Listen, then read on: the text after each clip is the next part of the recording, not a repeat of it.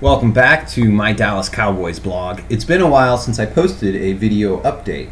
I have taken on writing duties on cowboysnation.com, and my blog posts appear 3 times weekly there. And so go and look for me there. So in my video blog, what I'm going to do is I'm going to read excerpts from my Cowboys Nation blogging and annotate them, talk about whatever it is I discuss in the article. And you can respond to me on YouTube, or you can respond to me on cowboysnation.com. Feel free to post video responses and talk about Dallas Cowboys. It's fun to reach out, and YouTube's a fun medium to use, so I encourage you to respond in kind. All right, so I'm going to work backwards. So there's quite a backlog of writing that I haven't posted videos about, so I'm going to work sort of in reverse, especially focusing on articles that might be relevant to that particular time. So with that in mind, I'm going to start with the guards. An article that, let's see here, is an article titled, Zack Martin far ahead of rest while youth favors Ronald Leary. And this is before I found out that Ronald Leary might be possibly facing some sort of discipline from the NFL for a DWI trial that is set for July 14th. That might set him back. He might have no missed practice time. If he doesn't miss any practice time, then he should be okay. He has his detractors. He's not the greatest left guard, but he could develop, maybe, if we're lucky. Last year was his first year really starting in the NFL. Anyway, we'll get to that. The Dallas Cowboys have 7 guards on their roster in the lead up to training camp. Last year, Dallas started the season with 4 guards on the roster, including David Arkin and Brian Waters. Dallas finished the season with just 2 full-time guards on the roster. Only Ronald Leary and Mackenzy Bernadeau endured. Their backups were listed as Doug Free and Travis Fredrick. While the offensive line was a budding strength last season, it was equally close to being a disaster. And it would have been a disaster to move Doug Free or to move Travis Fredrick. The Cowboys it would be unrealistic to believe that the third offensive tackle would come in and perform adequately. Dallas has had disastrous experiences relying on backup tackles. So to switch a tackle into guard, or to switch Travis Fredrick, a rookie, to guard, while not having a center, really would have been a disaster. So let's start with our overview of who the guards are. I started this series just asking, who are these players? There's so many players, especially at the bottom of the roster this time of year, that I have no idea who they are. I don't even usually recognize their names. I don't often know when the Cowboys acquired them, or why, or under what pretense. So this article is about reviewing a lot of their history and what their prospects are. So Mackenzy Bernadeau, he's a 6'4", 333-pound player. He's age 28, and this should be his 7th year in the NFL. He played at Bentley College, not a very famous school. Mackenzy Bernadeau is one of the more resilient players on the Dallas roster. He's been knocked from his starting role a handful of times, only to resurface as a starter again. He's now competing at left guard against Ronald Leary, where they have been splitting the snaps. He came to Dallas as a free agent from the Carolina Panthers. He is not expected to beat out Ronald Leary for the left guard spot. Unusual for a backup on this team, his roster spot is virtually guaranteed. So Brian Clark, he's a guard. He's from Bloomsburg, which is a Division II school. He's a rookie. He's 24 years old, 296 pounds. WFAA quoted Brian Clark announcing his plans. Work hard in every drill, he said. Show them that you're physically able to do it, and work your butt off from whistle to whistle. So that's what I plan to do. Reviewing Brian Clark after the rookie minicamp, Brian Broadhouse said he is one of those guys that battles to the echo of the whistle. Brian Clark looks like a strong prospect for Dallas's offensive line scheme down the line.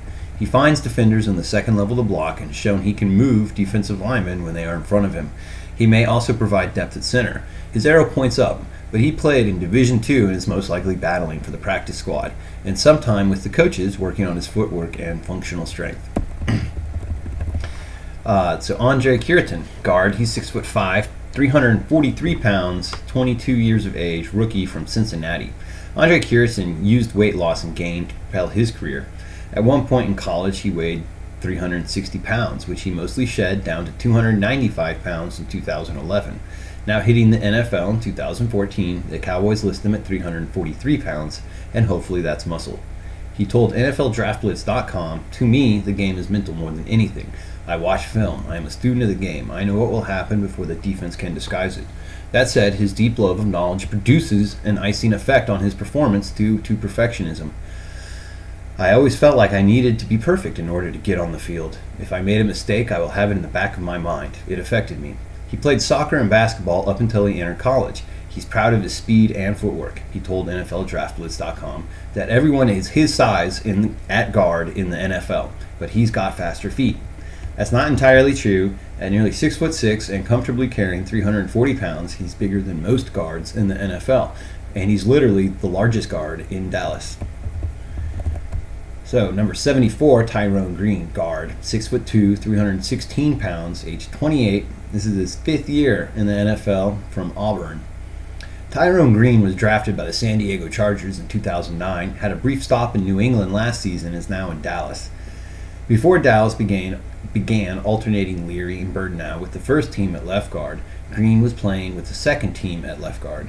He's a veteran, like Uche Nwari, signed this year, who has established NFL experience. It's hard to believe Green will emerge as a top-flight prospect for the Cowboys, but his veteran savvy makes him appealing to the coaches over the developmental prospects of younger players.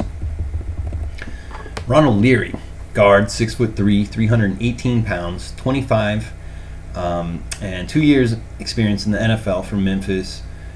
And I don't know what this news of his DWI from 2012 means to start the season.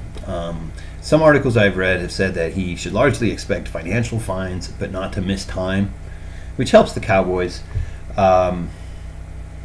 This arrest was from 2012, so it seems impertinent to take like a disciplinary action from the team's point of view now here over a year removed from the experience. It would have been better to separate him from the causes of his drunk driving at the time that he was engaged in drinking so much. So now here a year and a half later, it's ineffective to actually punish him in terms of like trying to separate him from his behavior. Unless his behavior is continuing to be a problem, which I don't believe it is. One of the things that surprised me about the news of Ronald Leary's arrest in 2012 was that I had never heard of it. I usually know about these things. I especially 2012, I'm really confident I would have remembered drunk driving. Maybe everything from before the death of Jerry Brown. I didn't remember the DWIs that happened before that, but I certainly remember them after. So maybe that arrest happened well before Jerry Brown's untimely passing. All right, so the reigning starter at left guard, Ronald Leary, will be tough to displace because of the monstrous yards per carry the running backs got when running behind Leary and Tyrann Smith.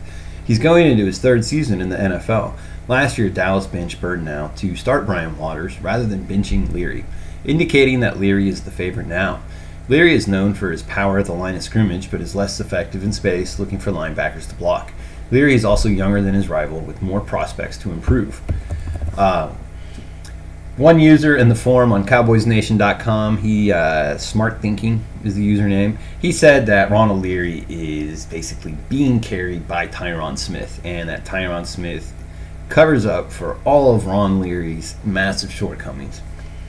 That may be true. I mean, you don't get 6 yards a carry running behind someone that can't really move. So, I don't know. I just don't think that Bernadeau is better than Leary. I don't think the team evaluates Bernadeau as being better than Leary. So I don't think Bernadeau is going to supplant Leary. That isn't to say that someone else from the NFL couldn't. We would, in this case, be hoping for a superior veteran to be cut, maybe for salary cap or because of a coaching scheme change, something like that, where we would get some 6th-year veteran that actually has a little more oomph to his game than Uche Nwari appears to. But as it is, I think Ronald Leary is evaluated as the 2nd best guard on the team, and I don't think that's going to change because there's no real strong likelihood that they're going to get a better guard in before the season starts. And Leary is young enough that maybe he could really have a strong emerging. He could really blossom here in his second year actually playing against NFL opponents. All right, so Zack Martin, he's the new guard. 305 pounds from Notre Dame. He's a rookie. He's 23. Walking in, Zack Martin is the best guard in Dallas. He's quick-footed with great positioning, technique, and balance. Like Travis Fredrick and Tyrann Smith, he makes players around him better because he makes their work easier. He hits his opponents at the right time to knock them off balance, and he has the power to hit them very hard. He's one of the most exciting draft picks in a long time for running game fans. Dallas runs zones most of the time, but every game will have one or two power runs cooked up for the opponent. Zack Martin is the right guy to lead those power run blocks. I'm really looking forward to seeing Zack Martin, especially over the course of a whole game. I can't wait to see what that he is able to do from the guard position in the fourth quarter. I'm really excited. I love the running game. The way I like running backs. I like the running game. I like 4 yards a carry, 6 when you're having a great game. It's my favorite thing in the NFL, and so now that the Cowboys have Zack Martin, there's a very good chance we'll see a lot more of the running game in Dallas. So Uche Nwari, he's guard, 6'3", 325 pounds, age 30, 7th year in the NFL from Purdue. The second NFL veteran brought in at the guard position in 2014.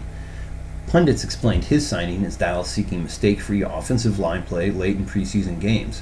Dallas was so short at guard by the end of 2013, he may have a long-term role for depth in the season as well. Is he good enough to keep on the roster, blocking a younger player from making it? The difference between Nwari making it and anyone else is mistake-free football, something that older offensive linemen are better able to do. Nwari can't expect the same massaging and educational points that younger players will get.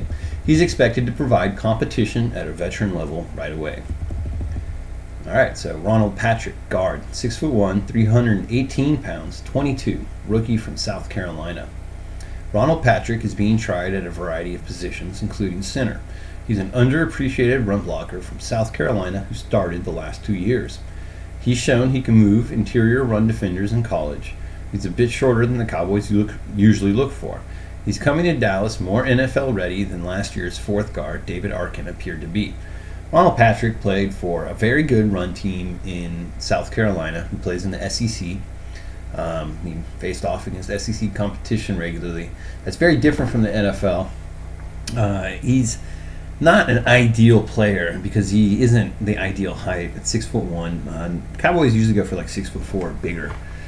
That said, he's been reliable and he's been a consistent player. He's played at a bigger program than some of the other guards that are young that are on the roster, and that all could give him an advantage as he moves into NFL level competition. All right, so tackle John Wetzel, who's 6'7", 315 pounds, has also seen time at guard in practice, but he's included with the tackles. All right, so let's rank the guards. Number 1, I have Zack Martin. He's just indisputably more talented than anyone else at the position. He is an exciting player. He actually brings a level of excitement to the guard position. We're going to see him mowing people down all over the field, and it's going to be wonderful. All right, so number 2, we have Ronald Leary. He mans the spot between Travis Fredrick and Tyrann Smith. And to a certain degree, those two work together to cover his weaknesses. Ronald Leary does have some advantages, and he is held up pretty reliably as a pass blocker. Mackenzy Bernadeau is ranked as the third guard here. He, like Ronald Leary, started last year. With Zack Martin coming to the team, Mackenzy has been kicked over to the left side, and the coaches tell us that Ronald Leary and Mackenzy Bernadeau are in a heated competition to see who will start the season, and of course whoever starts is unlikely to be replaced, short of someone really emerging in practice sessions. At this point, Mackenzy Bernadeau gives me a lot of confidence because it's really nice to have an actual veteran depth that I am not terrified of.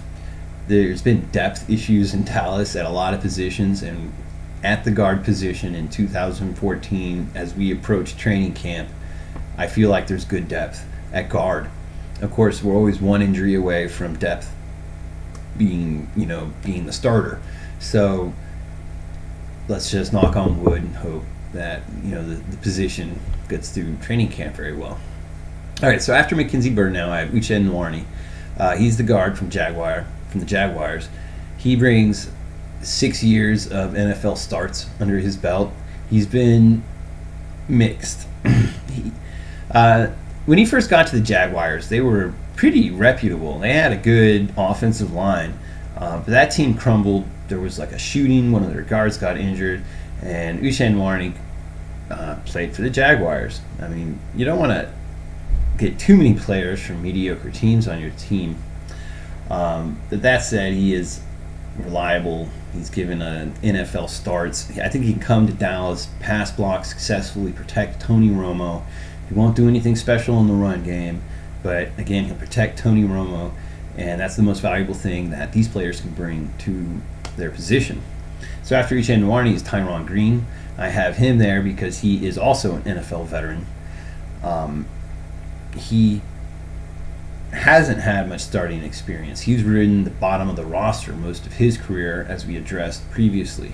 Still, he has NFL coaching experience. I think the coaches would rather defer to him, believing that him above the players that are listed after him, that he'll be able to make the proper read on who he needs to block. He'll rotate and pick up blitzers appropriate to his call.